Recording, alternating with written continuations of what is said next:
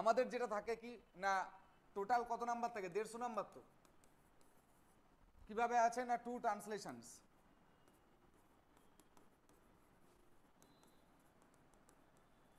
এর জন্য থাকে 20 + 20 মানে 40। আচ্ছা, এর সঙ্গে থাকে কি না একটা রিপোর্ট রাইটিং, এটাই থাকে 40। আর একটা থাকে প্রেসিজ, এটাই থাকে 40। আর বাকি যে 30 থাকছে মানে সেটা হচ্ছে গ্রামার অ্যান্ড ভোক্যাবস, এটাই থাকে কত না 30। তাহলে 340-এ 120 + 30, তাহলে এটা হচ্ছে কম্পোজিশন পার্ট। 120 নাম্বার হচ্ছে কম্পোজিশন পার্ট, 30 নাম্বার হচ্ছে গ্রামার অ্যান্ড ভোক্যাবস। এই গেল ব্যাপার। আমি প্রথম নাম্বার ডিভিশনটা বললাম। এবার আমি যাব যে এগুলোকে আবার কিভাবে বিশ্লেষণ করা হয়, বা এগুলোকে যদি আমরা একটু অ্যানালিসিস করি তাহলে আমরা কি দেখতে পাবো, তাই না? তাহলে আশা করছি তোমরা বোর্ডটা দেখতে পাচ্ছ। তো আমরা টোটাল 150-র মধ্যে নাম্বার ডিভিশনটা কি পেলাম না পিএসসি মিসলেনিয়াস মেন্স ইংলিশ পার্টটার জন্য না আমরা পাচ্ছি দুটো ট্রান্সলেশন থাকবে 20 নাম্বার করে 40 নাম্বার, একটা রিপোর্ট রাইটিং থাকবে 40 নাম্বার অর্থাৎ 80 গেল, একটা প্রেসি থাকবে তার টাইটেল দিতে হবে সেটাই থাকবে 40 অর্থাৎ 120 গেল। বাকি যেটা পড়ে থাকছে গ্রামার অ্যান্ড ভোক্যাবস, এটাতে থাকছে 30 নাম্বার বা সরি 30 মার্কস। তো টোটাল আমার হচ্ছে 120, 340, 120 অ্যান্ড +30 = 150। তো এবার দেখো এই কম্পোজিশন পার্টটাতে কোন কোন জায়গাগুলো আমরা পড়বো বা কিভাবে বা কোন টাইপের কম্পোজিশনগুলো আসবে, কি বললাম বোঝা গেছে? আর গ্রামার বা ভোক্যাবসের এই যে 30 নাম্বার এটাই বা কোন এরিয়া থেকে আসবে, ঠিক আছে? এটা যদি আমি একটু মুছি তাহলে দেখতে পাবো। তো বিষয়টা হচ্ছে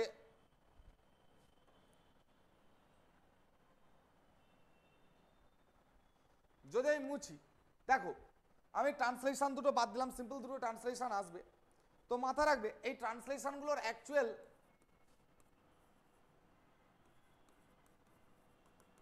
এই ট্রান্সলেশনগুলো আসে বেঙ্গলি ক্রিটিক্সদের লেখা যে সমস্ত কম্পোজিশনগুলো মানে বাংলায় থাকে সেইগুলো কিন্তু আসার চান্স বেশি থাকে। কি বললাম বোঝা গেছে? এছাড়া কোনো লেখকের কোনো বাংলা কম্পোজিশন থেকে আসতে পারে, সেটা উপন্যাস হতে পারে, ঠিক আছে, কোনো ছোট গল্প হতে পারে, ঠিক আছে, এই জায়গাগুলো থেকে কিন্তু দেওয়া হয় ট্রান্সলেশনগুলো। আচ্ছা, এবার ট্রান্সলেশন পর্বটা আমার মিটলে যেটা থাকবে সেটা হচ্ছে গিয়ে আমাকে দেখতে হবে যে রিপোর্ট, যে জায়গাটা তোমাদেরকে আমি বলতে চাইছি সেটা হচ্ছে রিপোর্ট রাইটিং। দেখো এ যাবৎ পর্যন্ত যদি আমরা পিএসসি মিসলেনিয়াস মেন্স ইংলিশের কোয়েশ্চেনটাকে নিয়ে আলোচনা করি, চর্চা করি, তাহলে আমরা দেখতে পাবো দুটো টাইপের রিপোর্ট আসছে, ঠিক আছে? দুটো টাইপের রিপোর্ট আসছে। সেটা কি কি রিপোর্ট না একটা হচ্ছে এডিটোরিয়াল রিপোর্ট আর একটা হচ্ছে রিপোর্টার্স রিপোর্ট।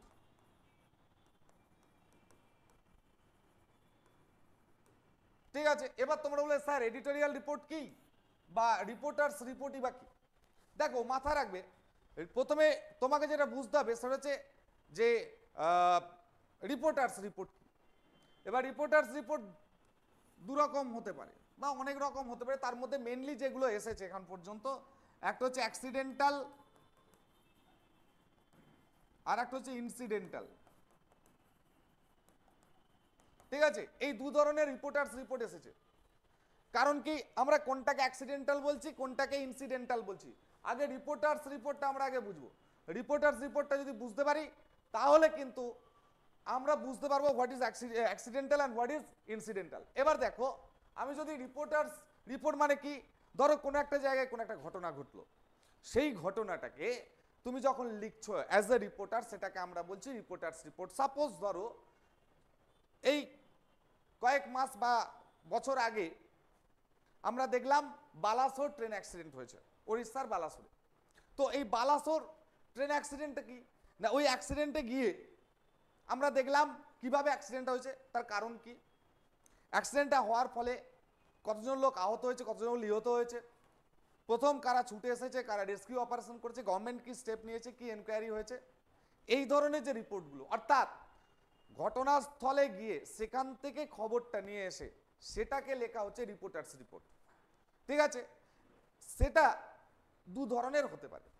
একটা হচ্ছে অ্যাক্সিডেন্টাল, মানে ট্রেন অ্যাক্সিডেন্ট, বাস অ্যাক্সিডেন্ট বা রোড অ্যাক্সিডেন্ট, বা তোমার ফায়ার, বা তোমার হতে পারে ফ্লাড, এই যে বিভিন্ন ধরনের যে মানে কি বলবো, মানে স্পটে গিয়ে যে রিপোর্টিংটা করা, এটাকে বলছি রিপোর্টার্স রিপোর্ট। এবার এটা দু ধরনের হতে পারে, একটা হচ্ছে অ্যাক্সিডেন্টাল, এই ধরনের অ্যাক্সিডেন্টগুলো হতে পারে, আর একটা হচ্ছে ইনসিডেন্টাল। ইনসিডেন্টাল রিপোর্টটা কি না, এটাকে অনেকে সোশ্যাল রিপোর্টও বলে, অনেকে ইনস্টিটিউশনাল রিপোর্টও বলে। কেন এটাকে সোশ্যাল রিপোর্ট বা কেন এটাকে ইনস্টিটিউশনাল রিপোর্ট বলা হয়, তার কারণ হচ্ছে এই যে ইনসিডেন্টাল যে রিপোর্ট আছে, এই ইনসিডেন্টাল রিপোর্টটা হচ্ছে কোনো একটা ক্লাবে দেখা গেল বৃক্ষরোপণ কর্মসূচি হচ্ছে, কোনো একটা ক্লাবে ব্লাড ডোনেশন ক্যাম্প হচ্ছে, কোথাও একটা স্বাস্থ্য শিবির হচ্ছে, ঠিক আছে, এই ধরনের যে মানে কি বলবো রিলেটেড টু সোসাইটি, এই রিপোর্টগুলোকে যখন তুমি সেই স্থানে গিয়ে রিপোর্টিং করছো, সেই স্থানে গিয়ে রিপোর্টটা খবরটা নিয়ে এসে তুমি রিপোর্টটা লিখছো, এটিগুলোকে আমরা বলছি ইনসিডেন্টাল রিপোর্ট। বাট যেগুলো দুর্ঘটনার যে রিপোর্টগুলো, সেখানে তখন আমি স্পটে গিয়ে রিপোর্টিং করছি, সেটাকে আমি বলছি অ্যাক্সিডেন্টাল। তাহলে রিপোর্টার্স রিপোর্ট কি না, যেখানে ঘটনাটা ঘটছে তাতে সেটা অ্যাক্সিডেন্টাল হোক ইনসিডেন্টাল হোক, ঘটনাটা যাই ঘটুক, সেই ঘটনাটাকে যখন আমি সেই ঘটনার বিবৃতি দিয়ে মানে পুঙ্খানুপুঙ্খ বিবৃতি দিয়ে যখন আমি রিপোর্টিং করি, এই রিপোর্টটাকে বলা হচ্ছে রিপোর্টার্স রিপোর্ট।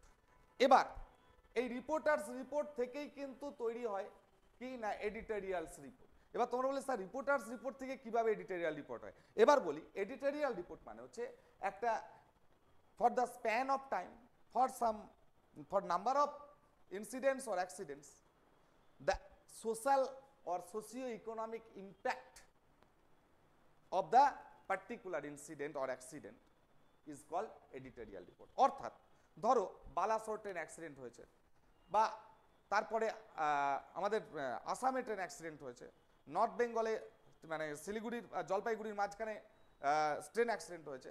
তো এই যে ফ্রিকোয়েন্ট ট্রেন অ্যাক্সিডেন্ট হচ্ছে মানে কয়েকদিনের গ্যাপে, ঠিক আছে, এই যে ফ্রিকোয়েন্ট ট্রেন অ্যাক্সিডেন্টগুলো হচ্ছে, এটার উপরে যখন অ্যাজ অ্যান এডিটর তোমাকে একটা ওভারভিউ দিতে হবে, মানে এখানে কতজন মরেছে, কি হয়েছে কি না, ওভারভিউ, এই ওভারভিউইং যে রিপোর্ট, সেই রিপোর্টটাকে বলা হচ্ছে এডিটোরিয়াল রিপোর্ট। এবার আমরা যদি মিসলেনিয়াস মেন্স ইংলিশের কোয়েশ্চেনে রিপোর্টের কোয়েশ্চেনের ইতিহাসটাকে একটু ফলো করি, তাহলে আমরা দেখতে পারবো যে সাইমালটেনিয়াসলি যে হয় রিপোর্টার্স রিপোর্ট এসেছে, নয়তো এডিটোরিয়াল রিপোর্ট এসেছে। ঠিক আছে, যেমন দেখবে এই সম্ভবত আগের বছরই যে একটা জায়গায় আগুন লেগেছে, সেখানে গিয়ে সেই আগুনটা লাগার ফলে সেখানে কি ক্ষয়ক্ষতি হয়েছে এবং সেখানকার মানুষের কি অবস্থা এবং এটার জন্য আমাদের সেই সমাজের উপর কি প্রভাব পড়ছে, এই ধরনের যে রিপোর্টগুলো, এগুলো হচ্ছে এডিটোরিয়াল রিপোর্ট। যদি ওটাই থাকতো কিভাবে আগুনটা লাগলো, কোথা থেকে আগুনটা হলো, কতজন লোক সেখানে আহত হলো, কতজন নিহত হলো, ফায়ার ব্রিগেড কখন এলো, পুলিশ কি কখন পৌঁছালো, অ্যাডমিনিস্ট্রেশন তার কি ব্যবস্থা নিল, এইগুলো হচ্ছে রিপোর্টার্স রিপোর্ট। বাট 4-5টা হলো বা কোনো একটা জায়গায় বিশাল বড় ফায়ার মিসঅ্যাপ হলো, সেম যা হবার হয়ে গেছে, তার ফলে তার যে সোশিও ইকোনমিক্যাল এফেক্ট, সেই এফেক্টের উপর যদি একটা ওভারভিউ দিতে হয়, এই ধরনের রিপোর্টগুলোকে বলা হচ্ছে এডিটোরিয়ালস রিপোর্ট। Is it clear? যারা আছো, যেটা বোঝাতে চাইলাম রিপোর্ট রাইটিং সংক্রান্ত বোঝা গেছে না বোঝা যায়নি, তাহলে আমাদেরকে এই দুটো জায়গা মানে এই 3টে জায়গা, একটা হচ্ছে এডিটোরিয়াল রিপোর্ট আর রিপোর্টার্স রিপোর্ট, মেনলি এই দুটো জায়গা। এবার রিপোর্টার্স রিপোর্ট দুটো হতে পারে, একটা অ্যাক্সিডেন্টাল হতে পারে বা একটা ইনসিডেন্টাল হতে পারে। তো এই 3টে জায়গার মধ্যে কিন্তু আমাদেরকে ফোকাসটা বেশি করে দিতে হবে। Is it clear or not?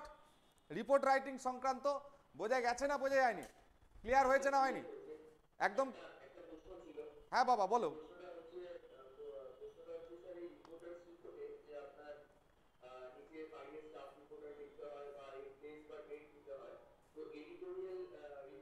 বলি, বুঝে গেছি তোমার কথাটা আমি বুঝে গেছি। এবার আমি বলি শোনো, নেক্সট যে আমি ক্লাসটা নেব রিপোর্ট রাইটিং এর উপরই নেব, অনলি রিপোর্ট রাইটিং এর উপর। ওখানে আমি প্যারালালি সবকটা ফরম্যাটকে পাশে পাশে ফেলে দেবো।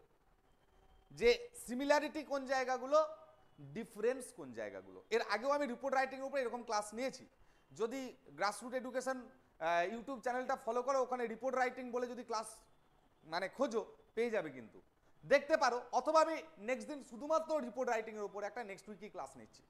কি বললাম বোঝা গেছে বাবা? আমি জাস্ট তোমাদেরকে কি বলছি, এখন আমি সিলেবাসটার ওভারভিউটা করছি। এখন সিলেবাসটাকে আমরা কিভাবে কি গ্র্যাব করতে পারি, বা কোন কোন জায়গাগুলো, কোন অ্যাঙ্গেলগুলো বা কোন প্যাটার্নগুলোকে আমাকে বেশি করে ফোকাস করতে হবে, সেই জায়গাগুলো আমি বলতে চাইছি। Is it clear or not? মাথায় ঢুকলো কি ঢুকলো না? Very good.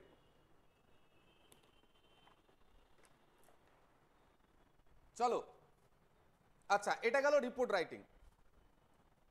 এবারে আমরা আসবো প্রেসি। তো প্রেসি আমরা নর্মালি জানি যে প্রেসিগুলো আসবে, মাথায় রাখবে একটা কথা বলে দিই, প্রেসি রাইটিং এর ক্ষেত্রে খুব সাবধানতা অবলম্বন করতে হবে। সেটা হচ্ছে গিয়ে যে ইনফরমেটিভ কোনো কিছু আমি দিতে পারবো না, সরি ইনফরমেটিভটা দিতে পারবো, ভুল বললাম, ইনফরমেটিভটা দিতে পারবো, বাট এক্সাম্পলারি কোনো কিছু আমি দিতে পারবো না। প্রথম যেটা দরকার সেটা হচ্ছে তোমার যে টাইটেলটা দিতে হবে, এটা কিন্তু very very important. Report sorry precis writing এর ক্ষেত্রে কিন্তু টাইটেলটা মারাত্মক। টাইটেলটা ভালো করে দেবে আর 1/3 লিখবে, ঠিক আছে, 1/3। এবার চেষ্টা করবে not more than 5, not less than 5, ঠিক আছে, not more than 5, not less than 5, ঠিক আছে, যেটা খুশি। মানে ধরো 300 ওয়ার্ডের একটা প্যাসেজ দেওয়া হলো, তো 1/3 করলে কত হয়, 100। এবার এটার আমি সীমানাটা পেরোতে পারি, সেটা হচ্ছে 95 থেকে 105। আমার যেটা মনে হয়, কেউ কেউ বলেন যে 10টা, not more than 10 or not less than 10, কিন্তু আমি মনে করি তার থেকেও একটু অ্যাকিউরেসি আনা প্রয়োজন। তাহলে আমার নট মোর দ্যান 5 বা নট লেস দ্যান 5 বা নট মোর দ্যান 5 হলেই ভালো হয়। কি বললাম বোঝা গেছে? এটা গেল প্রেসির ব্যাপার। নেক্সট সরি এবার নেক্সট যেটাই আমি যাব সেটা হচ্ছে গিয়ে, তাহলে আমার কম্পোজিশনের 3টে পার্ট হয়ে গেল। তাহলে কম্পোজিশনে আমার 3টে পার্ট কি কি পেলাম আর একবার বলে দিই, আর একটু। কম্পোজিশনের মেন 3টে পার্ট পেলাম। 1 নম্বর পেলাম ট্রান্সলেশন, 2 নম্বর পেলাম প্রেসিজ, 3 নম্বর পেলাম রিপোর্ট। হয়ে গেল আমার কম্পোজিশন পার্ট। মানে এই 3টে কম্পোজিশন আমার কত থাকছে না 120, 120 নাম্বার। এটা যেন খেয়াল থাকে।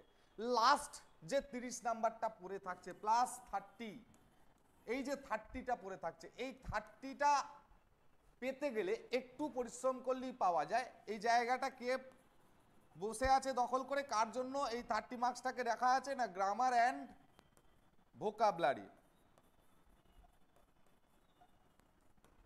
Grammar and vocabulary. এবার গ্রামারের কি টাইপের কোশ্চেন আসে, গ্রামারের কি প্যাটার্নের কোশ্চেন আসে, ভোকাবসের কোন কোন জায়গাগুলো থেকে আসে, এইগুলোকে একটু খেয়াল রাখতে হবে। Is it clear or not? যদি আমরা এখনো পর্যন্ত মেন্সের পিএসসি মিসলেনিয়াস মেন্সের ইংলিশের গ্রামার অ্যান্ড ভোকাবসের মেন্সের ক্ষেত্রে যদি আমরা একটু চর্চা করি বা একটু পিছন দিকে ফিরে তাকাই, তাহলে আমরা দেখতে পাবো যেটা গ্রামাটিক্যালের ব্যাপারে, যেটা যে যে জায়গাগুলো থেকে কোয়েশ্চেন আসছে, প্রথমত 1 নম্বর যে প্যাটার্নটা দেওয়া হয় সেটা হচ্ছে এরর কারেকশন। মানে যে বাক্যগুলো দেওয়া থাকে সেগুলোকে কি করতে হবে না, যে বাক্যগুলো দেওয়া থাকবে সেই বাক্যগুলোকে সঠিক করে লিখতে হবে। কি বললাম বোঝা গেছে? তো এর জন্য আমাকে কতগুলো গ্রামাটিক্যাল চ্যাপ্টারকে একটু ভালো করে ডিটেলস পড়তে হবে এবং রুলসগুলোকে পড়তে হবে। কিসের রুলস না, রুলস অফ এরর কারেকশন। তাহলে আমরা এর জন্য কোন কোন জায়গাগুলো পড়বো না, rules of error correction.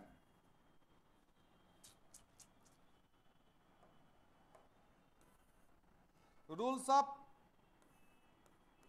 Error correction, বেশ এটা তো আমরা পড়বো। কোন কোন চ্যাপ্টার না, নাউন একটু লিখে নাও, প্রোনাউন, 2 নম্বর হচ্ছে প্রোনাউন,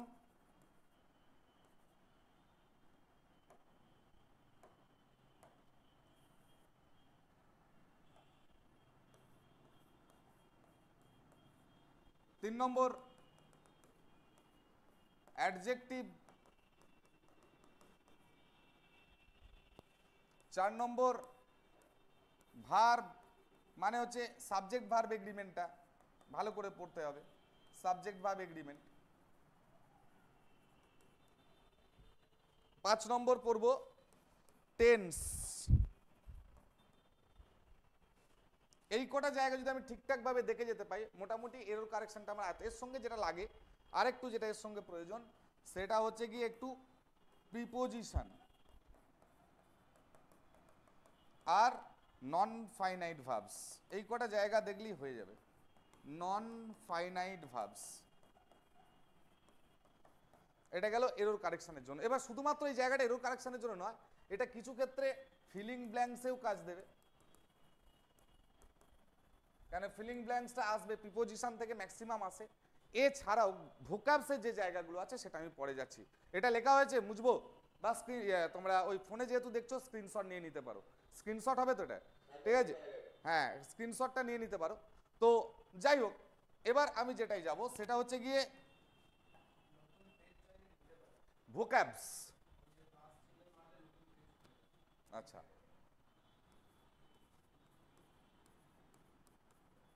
ভোকাবুলারি, যদি আমরা ভোকাবুলারির দিকে তাকাই তাহলে দেখতে পাবো কি না, প্রথমেই যেটা আমাকে খেয়াল রাখতে হবে সেটা হচ্ছে গিয়ে কি idioms and phrases. Idioms and phrases. 2 নম্বর যেটা সেটা হচ্ছে গ্রুপ ভার্বস। কারণ অলরেডি আমি প্রিপোজিশন নিয়ে বলে দিয়েছি, তাহলে এই দুটো জায়গা আমাকে কিন্তু খেয়াল রাখতে হবে। কারণ আমরা দেখতে পাচ্ছি পিএসসি মিসলিনিয়াসে কিন্তু হোমোনিম প্যারোনিম এগুলো আসে না, ঠিক আছে? এগুলো আসে এসআই অফ পুলিশের মেন্সের ক্ষেত্রে। এছাড়াও গ্রামারের আর যে জায়গাটা, মানে এছাড়াও যে জায়গাটা আছে সেটা হচ্ছে ডু অ্যাজ ডিরেক্টেড, এই পার্টটা ডু অ্যাজ ডিরেক্টেড, এই পার্টটাকে তোমাকে খেয়াল রাখতে হবে। ডু অ্যাজ ডিরেক্টেডটার কোন কোন চ্যাপ্টারগুলো এর মধ্যে ইনক্লুড আছে না, সেখান থেকে আসতে পারে ভয়েস চেঞ্জ থেকে আসতে পারে, 2 নম্বর ন্যারেশন চেঞ্জ থেকে আসতে পারে, 3 নম্বর তোমার ডিগ্রি চেঞ্জ থেকে আসতে পারে, 4 নম্বর হচ্ছে transformation of sentences, transformation of sentences.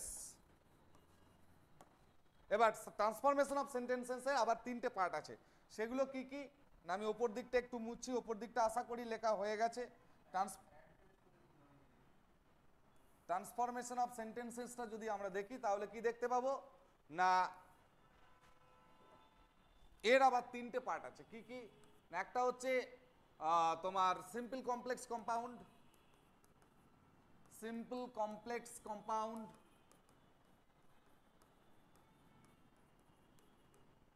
Number 2 হচ্ছে অ্যাফার্মেটিভ নেগেটিভ,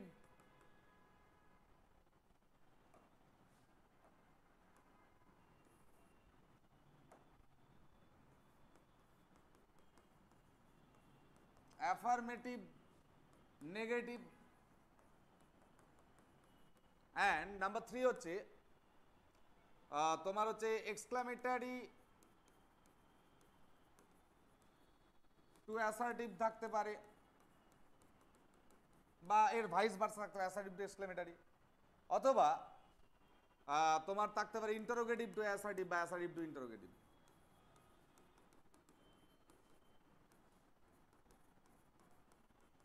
এছাড়াও ডু অ্যাজ ডিরেক্টেড এর আরেকটা পার্ট আছে, 5 নম্বর পার্ট, এটা 4 নম্বর পার্টের 3টে দিকে দেখালাম। 5 নম্বর পার্ট সেটা হচ্ছে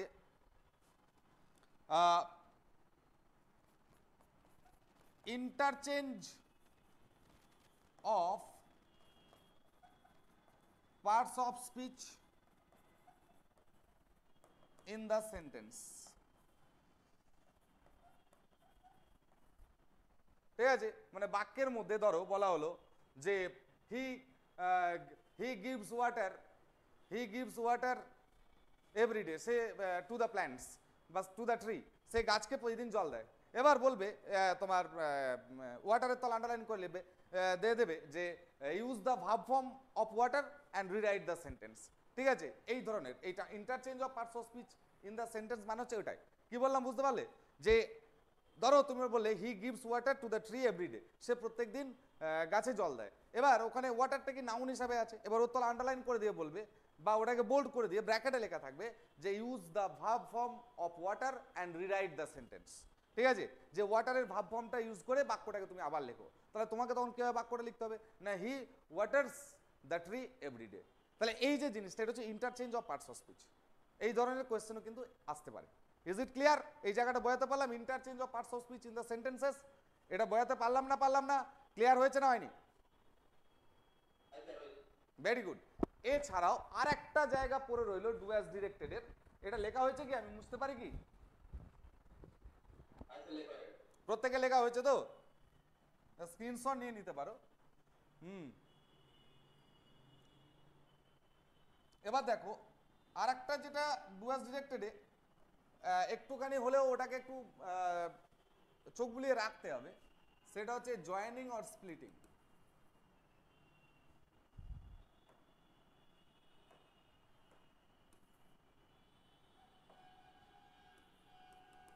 joining or splitting,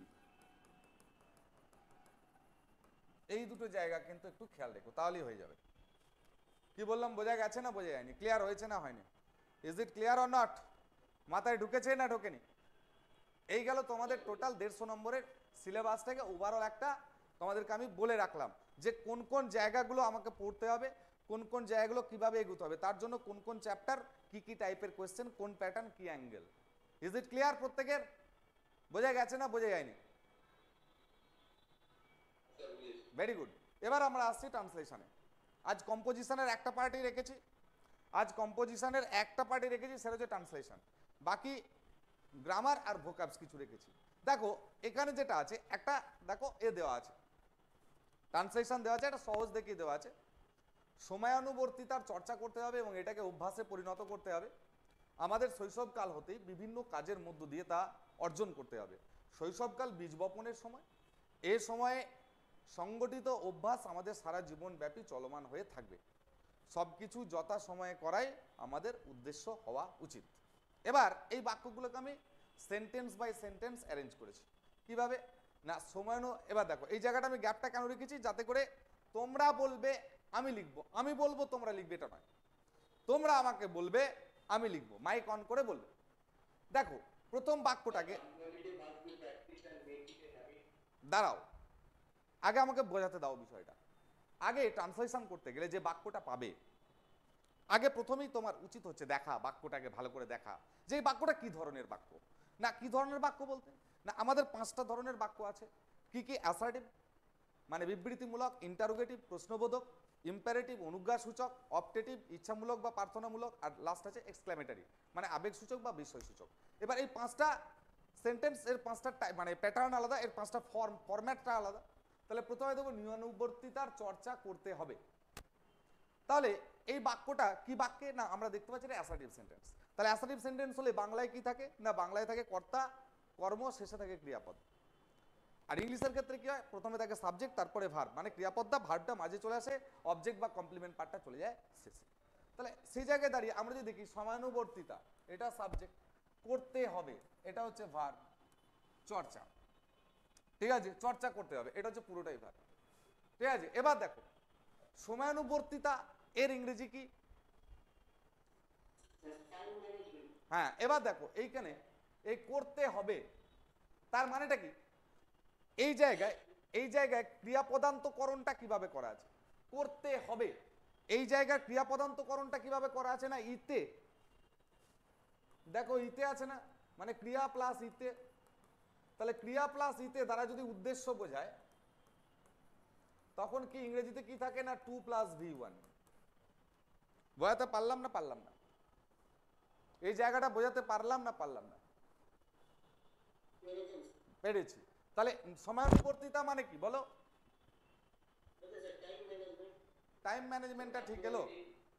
punctuality, very good, punctuality.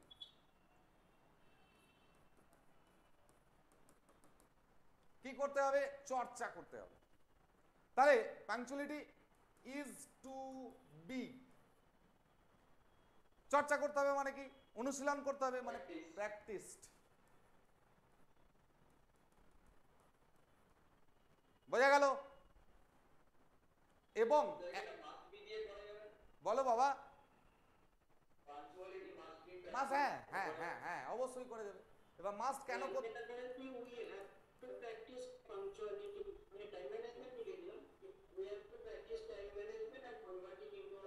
দেখো এবার বলি প্রীতম এই জায়গাটা একটু ভালো করে বোঝো বাবা। কি বলছি না, আমরা যখন উইকে টানছি, আমরা এখানে বলেছে সমানুবর্তিতা চর্চা করতে হবে, এটাকে অভ্যাসে পরিণত করতে হবে, এটা বলেছে আমাদেরকে করতে হবে, বলা আছে। তাহলে তুমি ওটা কি করলে, হ্যাঁ ওটা কেউ কেটে দিতে পারবে না, বাট আর লিটল বিট ইররেলিভেন্ট হয়ে গেল, একটু কিছুটা অপ্রাসঙ্গিক হয়ে গেল না। এই জায়গাগুলো খেয়াল রাখতে হবে, এই জায়গাগুলো আমাদেরকে পরিহার করে এগোতে হবে। দেখো অ্যাকচুয়ালি এটা হচ্ছে ভাব বাচ্চে, কিসে আছে বলো, ভাব বাচ্চে মানে প্যাসিভ সেন্স, তাই না? কাজটি করতে হবে, তার মানে the work is to be done. এবার এখানে মাস্ট বি ডান করলে ভুল নয়, কিন্তু এখানে ইররিলেভেন্সি কি আসছে, যদি বলতো, যদি বল ভালো করে দেখো ক্রিয়াপদান্তকরণ, দেখো এখানে যদি একটা হস্যই যোগ থাকতো, হস্যই, সহানুবর্তিতা চর্চা করতেই হবে। যদি ক্রিয়াপদান্তকরণটা ইতে প্লাস হস্যই থাকতো, তার মানে ওখানে কি আসতো, তার মানে ওখানে কি আসতো বলো, বাধ্যবাধকতা আসতো, অব্লিগেশন আসতো যে করতেই হবে, তখন আমি মাস্ট কে দিলে appropriate, most appropriate. Is it clear or not? বয়াতে পারলাম কি পারলাম না? এবার দেখ, এবং এটাকে অভ্যাসে পরিণত করতে হবে। এন্ড বলো, আমি কইতে make it a habit, and it is converted into our habit, বা and আর ইট দেওয়ার দরকার না, is converted বা is formed into habit। কি বললাম বোঝা গেছে? তাহলে নিয়ম অনুবর্তিতা চর্চা করতে হবে, যদি হস্যই থাকতো মাস্ট করতাম, যেহেতু হস্যই নেই মাস্ট করবো না, তাহলে কি মাস্ট করলে ভুল? ভুল না। কি বললাম বোঝা গেছে? মাস্ট করতেই পারো, কিন্তু হস্যই থাকলে ওটা মোস্ট অ্যাপ্রোপ্রিয়েট হয়ে যেত মাস্টটা। কি বললাম বোঝা গেছে? পার্থক্যগুলো, ছোট্ট ছোট্ট পার্থক্যগুলো বুঝতে পারছো তো, কোন জায়গায় মানে পার্থক্যটা কোথায় হয় নাম্বারের। ঠিক আছে, গুড। এবার এটাকে অভ্যাসে পরিণত করতে হবে। And is to be, is to formed, and is to be formed into বা টু হ্যাবিট। মাথায় ঢোকা গেল না ঢোকা যায়নি? ক্লিয়ার হয়েছে না হয়নি? Is it clear or not? বয়াতে পারলাম কি পারলাম না? ক্লিয়ার? আচ্ছা, নেক্সট লাইন আসছি। আমাদের শৈশবকাল হতে বিভিন্ন কাজের মধ্য দিয়ে তা অর্জন করতে হবে। তাহলে এখানে দেখো আমাদের আছে, কিন্তু এই দেখো এইখানে আমরা পাচ্ছি, ওখানে কিন্তু আমাদেরকে আমরা দেয়নি, দিয়েছিল কি? দেয়নি, এটাতে কিন্তু দিয়েছে। আমাদের শৈশবকাল হতেই কাজের মধ্য দিয়ে তা অর্জন করতে হবে, তার মানে কি আমাদেরকে বাংলাটা সাজাও ইংরেজির মতো করে। মাথা রাখবে, যখন আমরা বেঙ্গলি টু ইংলিশ করব তখন বাংলা ভাষাটাকে সাজাতে হয় ইংরেজি মতো করে। যখন আমরা রিট্রান্সলেশন করব, অর্থাৎ ইংরেজি থেকে বাংলা করব, তখন ইংরেজিটাকে সাজাবো বাংলার মতো করে। কি বললাম বোঝা গেল না বোঝা যায়নি? কারণ তোমাদের এখানে বাংলাও থাকবে, তাই তো? ওখানে রিট্রান্সলেশন আছে নাকি? আমি বাংলা সিলেবাস যদিও জানি না, তো যাই হোক আছে। যদি রিট্রান্সলেশন থাকে তখন মাথা রাখবে, তখন ইংরেজিটা দেয়া থাকবে, তার মানে তোমার ইংরেজিটাকে তখন সাজাতে হবে বাংলার মতো করে। আর যেহেতু আমি ট্রান্সলেট করছি, বাংলা থেকে ইংরেজিতে যাচ্ছি, মানে যে জায়গায় যাব আমাকে তার মতো হতে হবে। বলাতে পারলাম না পারলাম না, আমি যে জায়গায় যাব আমাকে তার মতো একদম। তো চলো এবার দেখো, তাহলে আমাদেরকে তা অর্জন করতে হবে বিভিন্ন কাজের মাধ্যমে, তাহলে আমাদেরকে অর্জন করতে হবে। এবার আমরা কি করবো বলো? তাহলে এই দেখো এই একই আছে, তা অর্জন করতে হবে, তাহলে উই হ্যাভ টু, বলো বাবা, earn, we have to earn, EARN করছো? এই আর্ন মানে কি? উপার্জন করা। স্যার আমি বলেছি from childhood we have to learn punctuality through various tasks. আচ্ছা, from childhood we have to learn, কিন্তু শিখতে তো বলেনি, অর্জন করতে বলেছে। ভেরি গুড, এখানটায় আমাকে আনতে হবে অ্যাকোয়ার্ড, এই ভার্বটা দেখো খুব ভালো হবে। এই অ্যাকোয়ার ভার্বটাকে নিয়ে এসো, দেখো সুন্দর হয়ে যাবে। তাহলে কি করতে হবে? উই হ্যাভ টু অ্যাকোয়ার,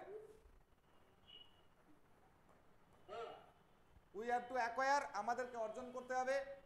হয়েছে? অ্যাকোয়ার ইট, তা বলেছে, তা মানে এটা, ঠিক আছে? উই হ্যাভ টু অ্যাকোয়ার ইট কি? থ্রু বিভিন্ন কাজের মধ্যে, থ্রু ভেরিয়াস টাস্ক বা ওয়ার্কস, হয়েছে? From our childhood. এবার এটা করে তো আমরা সহজভাবে বেঁচে গেলাম, কি বললাম, বোঝা গেছে? এটা তো আমরা সহজভাবে বেঁচে গেলাম, কিন্তু দেখো এটার মধ্যে লিটল বিট ইররেলিভেন্সি থাকছে, একটুখানি অপ্রাসঙ্গিকতা থাকছে। বাংলার সঙ্গে অ্যাকচুয়াল ইংলিশটা করো, দেখো মিলছে না। এবার তোমরা বলবে স্যার কেন মিলছে না কেন, এখানে তো আমাদের আছে। ভালো করে বাক্যটা পড়ো, তাহলে দেখো এই জায়গায় পার্থক্যটা বুঝবে, কোয়ালিটির পার্থক্যটা বুঝতে হবে। ট্রান্সলেশনের যে ট্রান্সলেশন করে দিলেই হবে না, যে অ্যাকর্ডিং টু বেঙ্গলি আমি ইংলিশটাকে ঠিক জায়গায় দাঁড় করাতে পারছি না কিনা, টু দ্য পয়েন্ট আমি রেডি করতে পারছি কিনা, সেই জায়গাটা কিন্তু খেয়াল রাখতে হবে। কি বললাম, বোঝা গেছে? দেখো এবার ভালো করে, শৈশবকাল হতে বিভিন্ন কাজের মধ্যে দিয়ে তা অর্জন করতে হবে। আমাদের শৈশবকাল, তাহলে আমাদেরটা, এই যে আমাদের, এই যে এখানে আমাদের, আমাদের মানে অর্থাৎ এখানে যে পজিটিভ অ্যাডজেক্টিভটা আছে, এ কাকে কোয়ালিফাই করছে? আমাদেরকে অর্জন করাকে না শৈশবকালকে? ইয়েস, দ্যাটস ওয়াই এটা অ্যাডজেক্টিভ। আর করতে, অর্জন করাকে যদি কোয়ালিফাই করতো তাহলে এটা তো ভার্ব, ভার্বকে কোয়ালিফাই করলে হইতো অ্যাডভার্ব। কি বলতে চাইছো, বুঝতে পারছো না পারো না? এবার দেখো এটাকে যদি আমাকে অ্যাকচুয়াল করতে হয়, আমি এটা একটু মুছলাম, কেমন অ্যানোটেশন গুলো একটু মুছছি, জায়গাগুলো দখল হয়ে গেছে। এটা স্যার তাহলে এইরকম ভাবে করতে হবে, পাংচুয়ালি উই হ্যাভ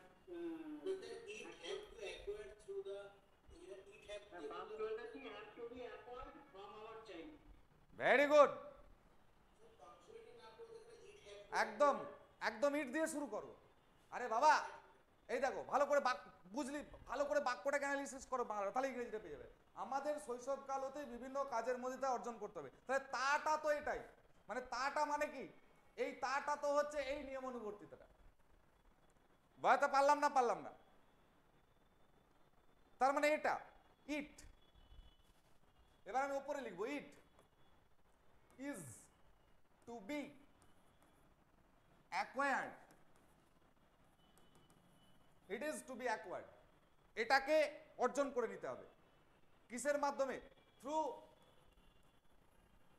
ভেরিয়াস টাস্ক বা ওয়ার্কস, যা খুশি করতে পারো, ঠিক আছে, from our childhood, from our childhood. এবার বুঝতে পারলে ওইটা করলে কি হতো আর এটা করলে কি হবে?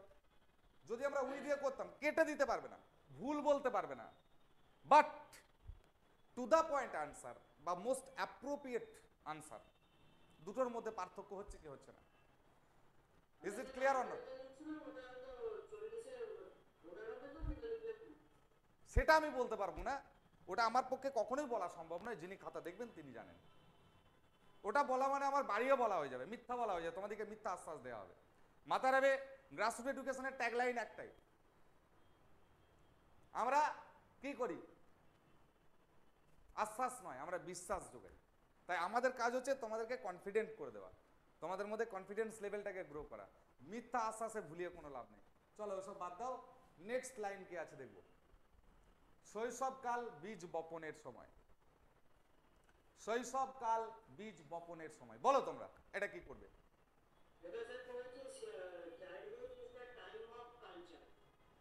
কালচার, আর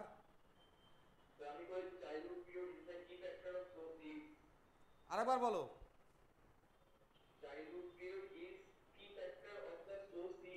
দেখো ভুলটা কি হলো, চাইল্ডহুড এই যে ওয়ার্ডটা তুমি ইউজ করলে, ইটসেলফ এ নিজেই তো পিরিয়ড একটা। বয়াতে পারলাম না, পারলাম না? তুমি কোথায় বাস করো? ইছাপুর, ওটা তো একটা প্লেস, তুমি বলো I live in Ichhapur place. কেন বলো না? কারণ Ichhapur itself a place. Similarly childhood itself a period. এই তো অরিন্দম বাবু বলুন, বলুন বলুন, কথাগুলো কেটে যাচ্ছে অরিন্দমের, অরিন্দম কথাগুলো কাটছে। আরে ভাই শৈশবকাল হয় বীজ বপনের সময়, এখানে বাংলায় লুপ্ত ক্রিয়াপদ ব্যবহার আছে যেটা ইংলিশে হয় না। ইংলিশে হিডেন ভার্ব বলে কিছু হয় না, কিন্তু বাংলায় লুপ্ত ক্রিয়াপদ থাকে। রাম ভালো ছেলে, তার মানে ওখানে লুপ্ত আছে হয়টা, রাম হয় ভালো ছেলে। কিন্তু ইংলিশে রাম আর গুড বয় আমরা বলতে পারি, তারপরে কিন্তু সেন্টেন্স ওইখানে শেষ করতে পারবো না।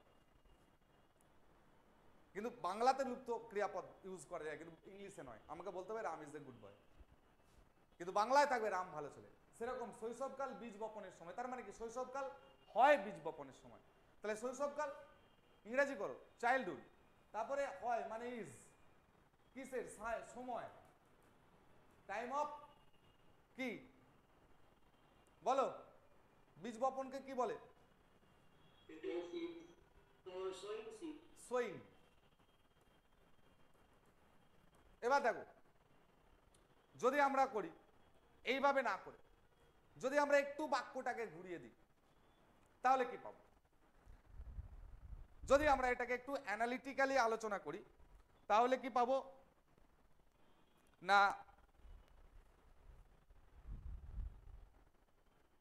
আমরা পাবো টাইম অফ সোয়িং না করে যদি এটা আমরা করে দিই সিড টাইম। বোঝা গেল? মাথায় ঢুকেছে না ঢুকেনি? Seed time শোনোনি? তোমাদের ক্লাস বোধহয় সম্ভবত 9 বা 8 অথবা 9 আছে, একটা কবিতা আছে।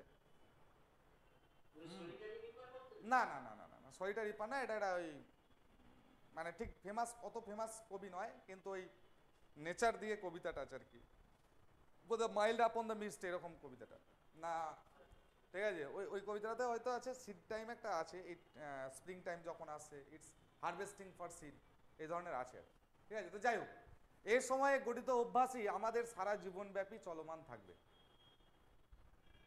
বলো তাহলে, দেখো আমি কি বলছি, বাংলাটাকে ইংরেজির মতো করে ভাঙো। এই সময়ে গঠিত অভ্যাসই আমাদের সারা জীবনব্যাপী চলমান থাকবে। তাহলে অভ্যাস, এটা হচ্ছে মেন পয়েন্ট। হ্যাঁ, childhood is the seed time, তো অবশ্যই তো দা তো দিতেই যাবে যেহেতু আমি একটা ফ্রেজ বানাচ্ছি। অভ্যাস, অভ্যাসই গঠিত এই সময়ে, এই জায়গাটা আলাদা, এটা একটা ভাঙা। অভ্যাস গঠিত এই সময়ে হয়েছে, থাকবে চলমান আমাদের সারা জীবন। এইভাবে ভাঙো তালি পেয়ে যাবে। তাহলে এটা আমরা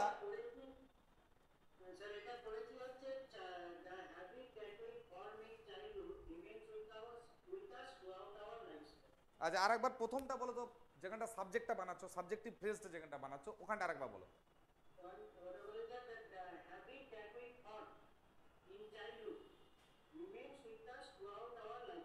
দ্যাট উই ফর্ম করছো, তাই তো?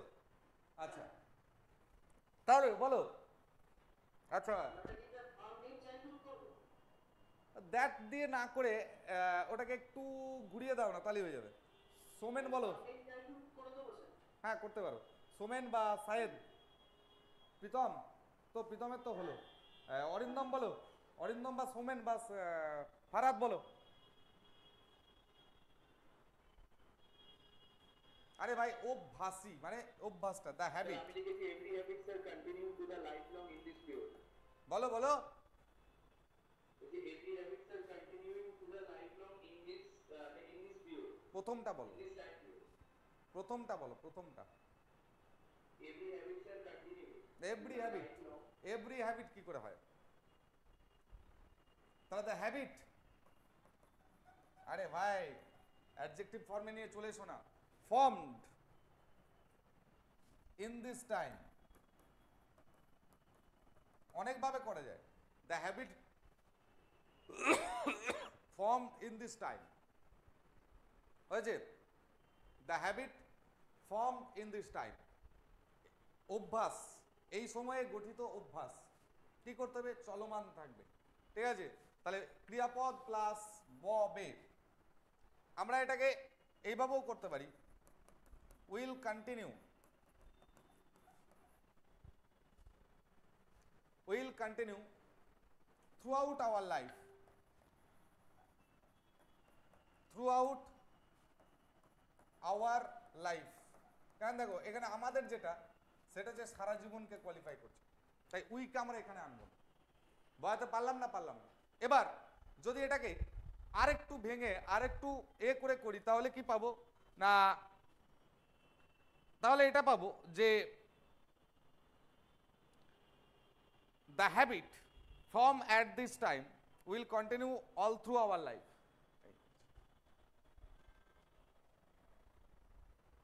এবার এটাকে যদি আমি একটু ঘুরিয়ে করি, যেহেতু এখানে হস্যই কার্ডটা দেওয়া আছে এর জন্য কিভাবে করা যায়, ধরো বলা হলো রামই ফুটবল খেলতে পারে, রামই ফুটবল খেলতে পারে। এই বাক্যটাকে তোমাকে যদি ইংলিশে করতে হয় কি করে বল? রামই হস্যই থাকবে কিন্তু, রামই ফুটবল খেলতে পারে। Ram can play football. Very good, only দিয়ে করলে, তাই তো? আমি বললাম অনলি দিয়ে করা যাবে না, তখন কিভাবে করবে? আমি বললাম অনলি দিয়ে করা যাবে না, কিভাবে করবে বলো?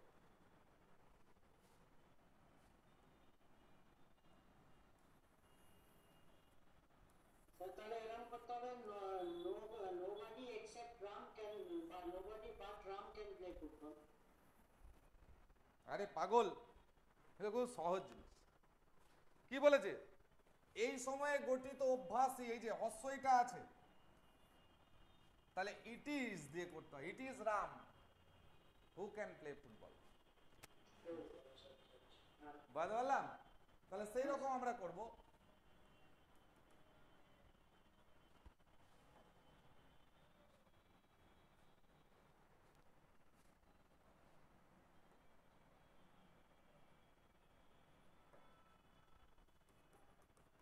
It is the habit, হয়েছে?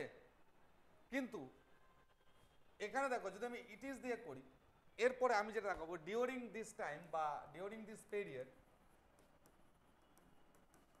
ডিউরিং দিস টাইম বা during this period, it is the habit during this period, তাহলে কি ভুলটা হবে না? এখানে আমাকে তখন করতে হবে এই গঠিতটার উপর জোর দিতে হবে। It is the habit formed during this period বা formed in this period, during না দিয়ে আমরা ইনও দিতে পারি, ইন দিস টাইম বা in this period, time or period, হয়েছে? উইল কন্টিনিউ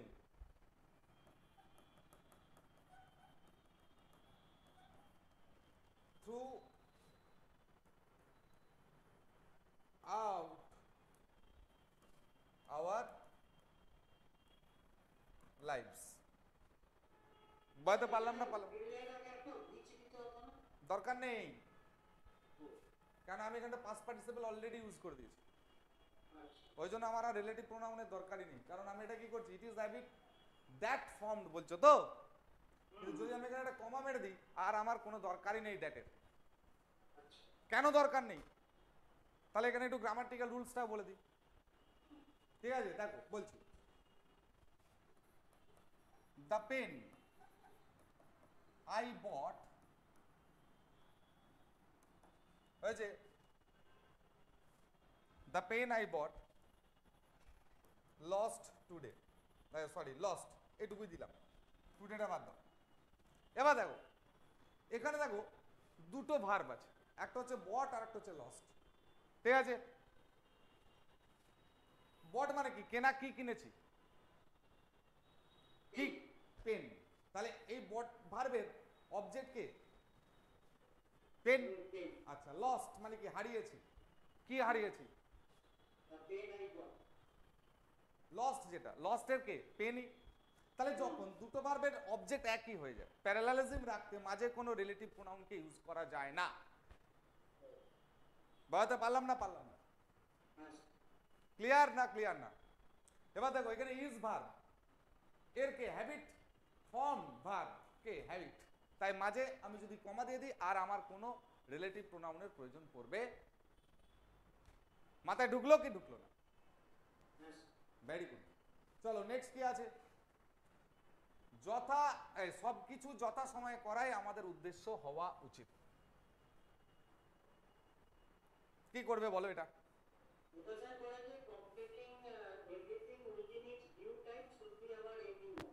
আচ্ছা, আর So everybody the main side compare like this, do everything on time. আচ্ছা, আর অরিন্দম বলো, অরিন্দম চুপচাপ কেন?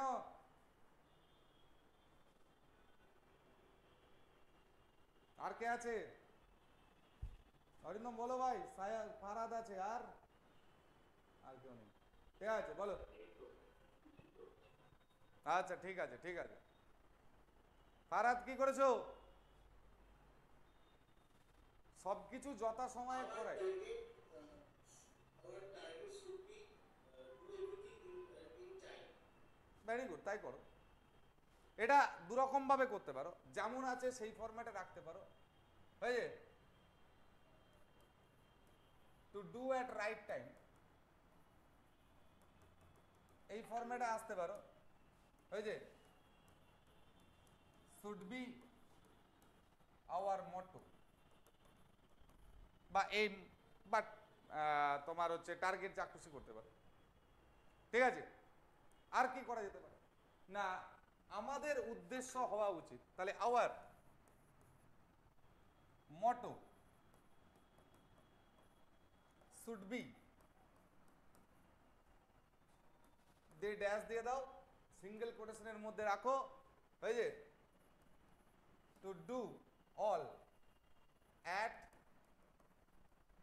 রাইট টাইম, বা এটা যদি তোমরা একটু ফ্রেজ আকারে দিতে চাও তাহলে তবে to do all on time. On time মানে অ্যাট দ্য কারেক্ট টাইম। মাথায় ঢুকলো না ঢুকলো না? ক্লিয়ার হয়েছে না হয়নি? যেদিকে খুশি করতে পারো, অসুবিধা কিছু। Very good. তাহলে এই গেল কম্পোজিশন পার্ট। আজকে আমি রিপোর্ট বা প্রেসে কিছু রাখিনি।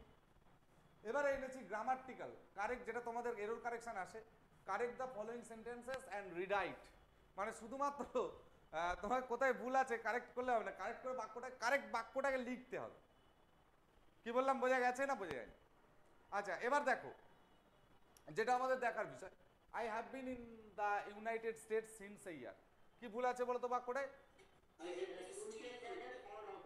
আচ্ছা, ভেরি গুড।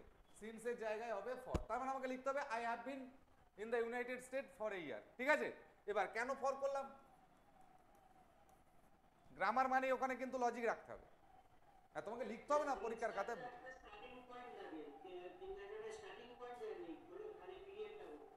আচ্ছা, আমি সোমেনের একটু মতামতটা জানতে চাইবো, তারপরে ফারাদের, তারপরে অরিন্দমের। Very good, very good, very good, এটা হচ্ছে এক্সাক্ট অ্যান্সার। যে ফর মানে হচ্ছে period or amount of time, period or amount of time মানে সময়ের পরিমাণ বা ব্যাপক সময়। তাহলে এখানে সময়ের পরিমাণ আছে এই ইয়ার, সেই জন্য এখানে আমার করতে হচ্ছে ফর। বোঝাতে পারলাম না? পারলাম না? এটাই সিন্স কখন হতো, যদি থাকতো পয়েন্ট অফ টাইম, যদি থাকতো পয়েন্ট অফ টাইম, তাহলে আমি তখন করতাম since. Is it clear or not? মানে যদি থাকতো যে তোমার ধরো সিন্স দিয়ে না করে 2020, তাহলে তখন আমাকে এটা সিন্স করতে হতো, কারণ 2020টা কি পয়েন্ট অফ টাইম। মাথায় ঢুকলো না ঢুকলো না? Is it clear or not? আচ্ছা, নেক্সট। Sir, এটা কি I hate doing mistake হবে? আই হেট ডুইং মিস্টেক, বলো। আর এটা ভাই সেন্টেন্সটা, ইয়েস, মাথা রাখবে এই যে মিস্টেক নাউনটা, এর অ্যাপ্রোপ্রিয়েট ভার্ব ডুইং নয়, এর অ্যাপ্রোপ্রিয়েট ভার্ব ডু নয়, এর অ্যাপ্রোপ্রিয়েট ভার্ব হচ্ছে কি মেক। বুঝতে পারলাম? বোঝা গেছে না বোঝা যায়নি? এবার সেই জন্য আমাকে কি করতে হবে, আই হেট মেকিং মিস্টেকস।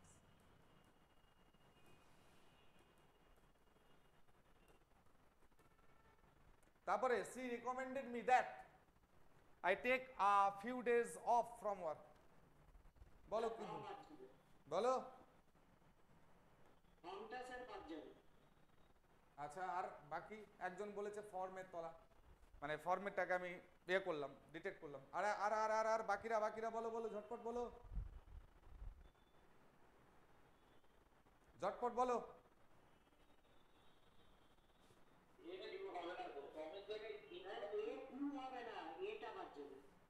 এটা এফ ইউ, আচ্ছা, কেউ বলছে এ বাদ যাবে। আর সোমেন বলো। ফারাদ বলো, অরিন্দম বলো, অরিন্দম বলো। দেখো বলি শোনো, এই যে ভার্বগুলো আছে না, দাঁড়াও বলে দিচ্ছি। রেকমেন্ড, এই যে আস্ক, সাজেস্ট, ইনসিস্ট, এই যে ভার্বগুলো আছে, এরা কি করে, এদের পরে আর এরা নিজেরাই এদের পরে আর সাবজাংটিভ, এটা যেহেতু সাবজাংটিভ সাপ্লাই করে তাই এরপরে প্রোনাউনের প্রয়োজন হয় না। এটা বেশি recommended that I take a few days off from work, এখানে মিটা হচ্ছে সুপারফিলিয়াস ইউজ।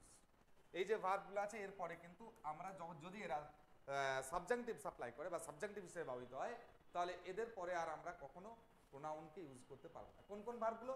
না রেকমেন্ড, আস্ক, সাজেস্ট, ইনসিস্ট। বলতে পারলাম না? আচ্ছা, number 4, Kate claims that if she got an MBA after finishing her bachelor's degree, she might have been considered for the position. বলো।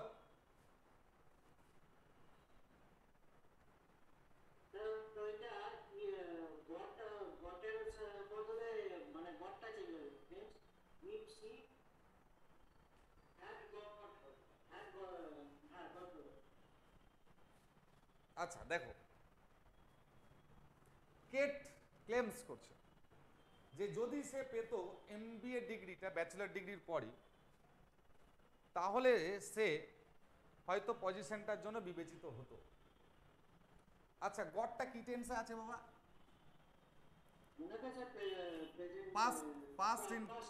Past indefinite, তাই না? আরে বাবা এর তো কনজুগেশনটা হচ্ছে গেট, গট অথবা গটেন, তাই তো? এবার তাহলে গডটা মানে কি? পাস্টে আছে ভি2। তাহলে যদি পাস্ট ইনডেফিনাইট টেন্সে কন্ডিশন বোঝায়, মানে মাথা রাখবে কন্ডিশন, থিওরিটা লিখে রাখো, কন্ডিশন প্লাস পাস্ট ইনডেফিনাইট, ঠিক আছে? সঙ্গে সঙ্গে এর সঙ্গে যে অ্যাডজয়নিং ফ্রেজ থাকবে সেখানে সাবজেক্টের সঙ্গে subject plus would oblique could oblique might plus have plus ভি3 হয়। তাহলে উড থাকতে পারে বা মাইট থাকতে পারে, যাই থাক না কেন তার সঙ্গে হ্যাভ প্লাস ভি3, মানে এটা কি পাস্ট ইনডেফিনাইট? সরি ভুল বললাম। পাস্ট ইনডেফিনাইট হলে এটা হয় না, একটু চেঞ্জ করো, এই জায়গাটা হ্যাভ প্লাস ভি3টা হবে না।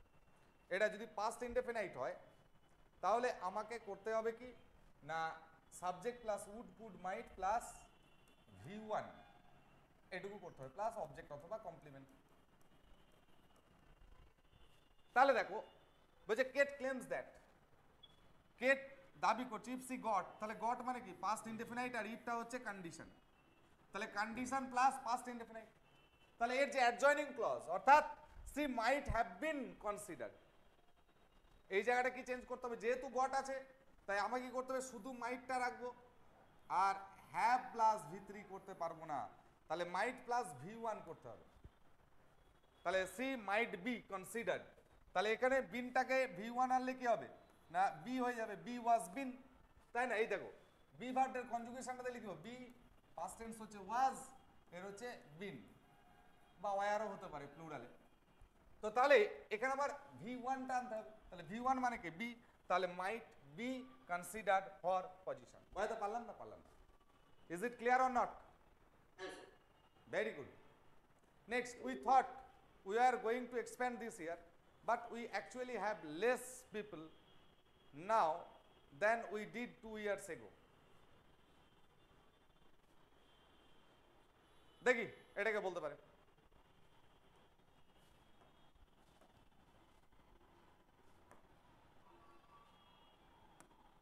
ভালো করে বাক্যটা পড়ো। We thought we were going to expand this year, but we actually have lost less people now than we did 2 years ago. মাথা রাখবে, একটা কথা বলে দিই তোমাদেরকে, এই দুটো জায়গায় খেয়াল রাখবে একটু। হ্যাঁ, ফিউ এর কম্পারেটিভ করলে, ফিউয়ার সুপারলেটিভ করলে ফিউয়েস্ট, স্যার ওই দিকটা কি হবে না স্যার? দেখাচ্ছি, যাচ্ছি। লিটল, লেস আর লিস্ট। এই ফিউটা হচ্ছে কাউন্টেবলের ক্ষেত্রে ব্যবহৃত হয়, যদি তারপরে কাউন্টেবল নাউন থাকে, এটা হচ্ছে কাউন্টেবলের ক্ষেত্রে। আর লিটলটা হচ্ছে বা লেসটা বা লিস্টটা, এটা হচ্ছে আনকাউন্টেবলের ক্ষেত্রে। এবার দেখো এখানে কে আছে বাবা? পিপল আছে। পিপল মানে কি? লোকজন। তাহলে এটা দেখো ভালো করে খেলবে। এবার বলি, এটা শুধু ভুল ধরলে হবে না তো, বাক্যটাকে আবার ক্লিয়ারলি লিখতে হবে, বাক্যটাকে কারেক্টলি লিখতে হবে, তাই না? তাই তোমাকে সঠিক সঠিক পুরো ব্যাপারটা জানতে হবে। তাহলে ফিউটা কি পেয়েছিলাম? পজিটিভ ডিগ্রি, ফিউয়ারটা কম্পারেটিভ, ফিউয়েস্টটা সুপারলেটিভ। সিমিলারলি লিটলটা পজিটিভ, লেসটা কম্পারেটিভ অ্যান্ড লিস্টটা হচ্ছে সুপারলেটিভ। এবার ভালো করে খেয়াল করো, যদি আমরা দেখি এখানে পিপলটা আছে, পিপল মানে কি? কাউন্টেবল, তাহলে লিটল, লেস, লিস্ট এটা আসবে না। তাহলে কাকে বসাবো? না লেসটা কি আছে? লেসটা দিকে তো এল ই ডবল এস, লেস মানে কি? কম্পারেটিভ, তাহলে লেসের কাউন্টেবল কম্পারেটিভ কি? না ফিউয়ার। এই জন্য এখানে করতে হবে ফিউয়ার। এখানে তুমি যদি ফিউ করে দাও বা ফিউয়েস্ট করে দাও ভুল হয়ে যাবে, কারণ যে ডিগ্রি আছে সেই ডিগ্রিটাকেও তোমাকে খেয়াল রাখতে হবে। Is it clear or not? বোঝা গেছে না বোঝা যায়নি? তাহলে আজকে কিছুটা কম্পোজিশন, কিছুটা গ্রামার, এইটুকু দিয়ে চললাম। নেক্সট দিন থেকে, নেক্সট দিন আমি, হ্যাঁ বলো। আমি হোমওয়ার্ক তোমাদের গ্রুপে পাঠিয়ে দিচ্ছি, ঠিক আছে? কিছু হোমওয়ার্ক পাঠিয়ে দিচ্ছি, এগুলো করতে থাকো, ঠিক আছে? ভালো করে পড়ো। নেক্সট উইক আবার দেখা হবে। Thank you all, thank you. হ্যাঁ বলো। হ্যাঁ দেখছি, এই টাইমই রাখো।